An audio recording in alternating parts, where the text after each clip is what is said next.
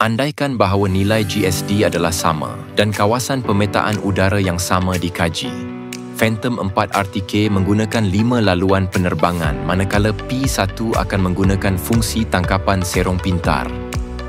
Mari kita bandingkan masa dan bilangan gambar yang diambil walaupun mempunyai resolusi yang berbeza. Dalam ujian itu, P1 menyelesaikan kerja dalam hanya satu penerbangan, manakala P4 RTK memerlukan 2 penerbangan. Mari kita semak keputusan akhir. P1 mengambil masa selama 5 minit dan 34 saat, manakala Phantom 4 RTK mengambil masa 26 minit dan 15 saat. Kita dapat melihat bahawa P1 adalah 4.7 kali lebih pantas daripada Phantom 4 RTK dan P1 hanya mengambil 97 gambar berbanding 472 oleh Phantom 4 RTK. Secara keseluruhan, P1 mengurangkan bilangan piksel foto sebanyak 53%. Data berikut diringkaskan daripada beberapa ujian. Pada masa dahulu, apabila kami mula-mula melakukan pemetaan udara, kami memerlukan sekurang-kurangnya 3 orang, kenderaan dan stesen darat yang besar. Kami juga perlu meninjau tapak berlepas dan mendarat serta menyediakan GCP. Ianya sangat sukar untuk ditubuhkan di tempat-tempat ini.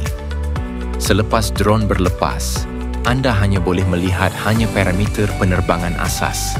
Tiada penghantaran video masa nyata dan kami sering terputus sambungan drone. Setiap kali sambungan terputus, bos saya akan mula berdoa agar kami tidak pulang ke rumah hanya dengan RC dan bukan drone. Selepas hari yang sibuk di lapangan, saya sering perlu menyusun data pos dan puluhan ribu foto pada waktu malam. Satu kesilapan dan saya terpaksa memulakan semula sekali lagi.